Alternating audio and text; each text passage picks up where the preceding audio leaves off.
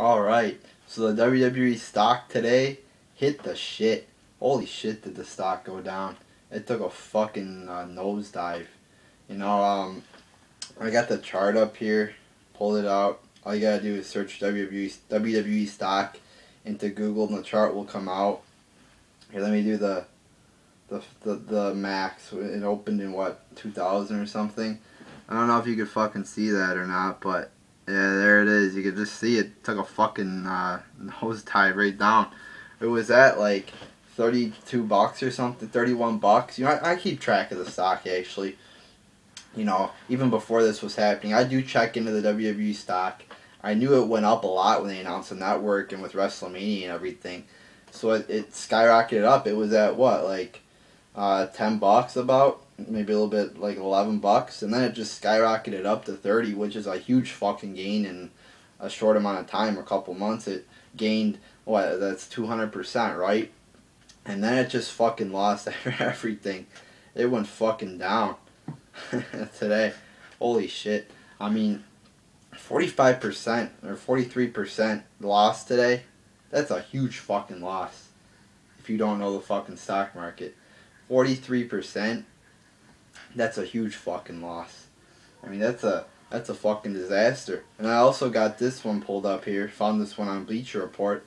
Vince McMahon, I don't know if you can see that either, loses $340 million today. Holy shit.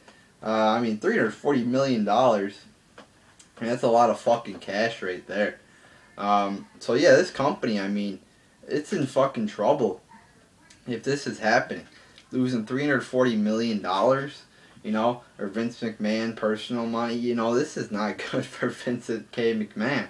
You know, and this whole thing, you know, the stock dropping, it started when they announced the number of people who ordered the WWE Network. They were hoping to get 1 million at least, you know, to order the network, which they said they could break even at, and they were hoping for, you know, around 1 million. But when they announced it, it was like it was like 2/3 of that, so it was like 666,000 or something like that. I don't remember the exact number. What it was, I think it was somewhere in the 600,000 range, high 600,000 range. So when that came out, I mean, I believe the stock went down a little bit, but not, it wasn't like as drastic as this.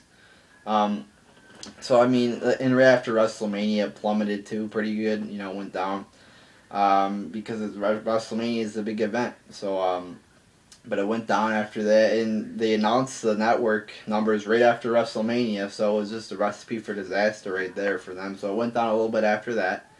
And by the way, the network, you know, I just think Vince McMahon, and this is what I'm talking about.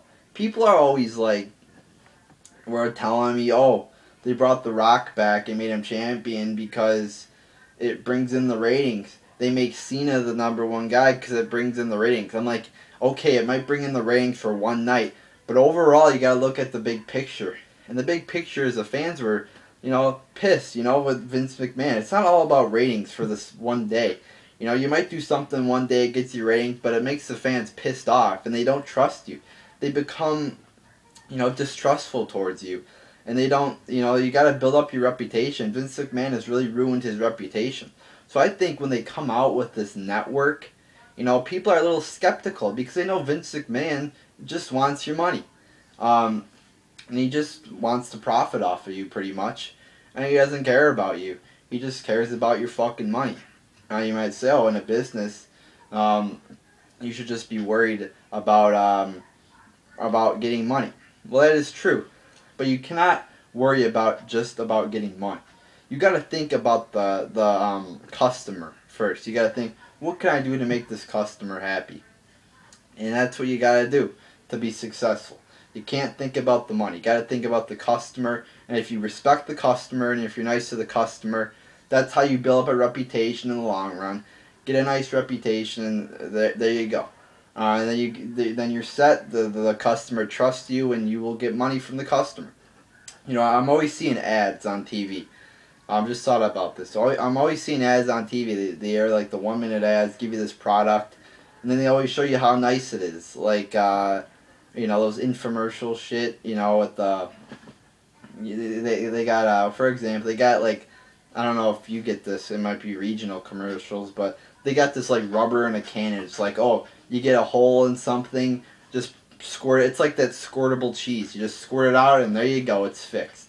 You know, let's say they make that and it's a hit. You know, a ton of people buy it because it looks great. You know, it just looks great. A ton of people buy it, but we find out it doesn't work. So when this company comes out with a product, in their next product, nobody's gonna buy it. Same concept with WWE. They're just worrying about getting your money right now. You know, and then in the long run, it's not going to work. And this is what I've been harping about for a long time now. You know, be respectful to your customer, give them what they want, and they will repay you in the long run. And I just think with a network, so many people don't trust Vince. They don't trust WWE because they know their dirty tricks, false advertising, you know, and even the network is false advertising. Because I heard this was going to be uncensored, which means they're not going to bleep out the swear words. Every fucking show I'm on, they're bleeping out words. They're still calling it uncensored too. I heard, I was listening to some WWE thing. It might have been on YouTube or something, and they said uncensored when they were talking about the network. It's not fucking uncensored, people. I mean, holy shit. That's so false right there. I mean, I could just go through all the falsities and the false advertising of the company over the years. I mean, to calling Rock and Cena once in a lifetime, to main event's a big one, because they put main event, they call it, or they call the matches sometimes on Smack or Raw. They tell you what matches are going to be on there, or they pre-announce them sometimes. They say, oh, you're going to get this person versus this person. And then comes main event and that match does not happen. Now, I get it. You know, sometimes you come into a bind and injuries and shit happens. Fine. Tell us, though. Make an explanation. I fucking hate... I mean, I don't watch main event, but it's so unloyal to not even just ignore the fact that you lied to your fans. You know, like that. And if you're not going to have the match you said... Come out, say, at least tell us they're not going to have the match, you know, before the show happens. You know, at least. I would hope for, like, some explanation or something that that this match isn't happening. Why isn't it not happening? So, I mean, it was bound to catch up to Vince eventually, and this is what he gets. He loses $340 million, and they say he's a billionaire. So, let's go conservatively, or not conservatively, but he lost about 1/3 of his money, alright? About 1/3 of his money. I was going to say conservatively about 1/3, but I guess, you know, he's a billionaire, so I don't fucking know how much money he has.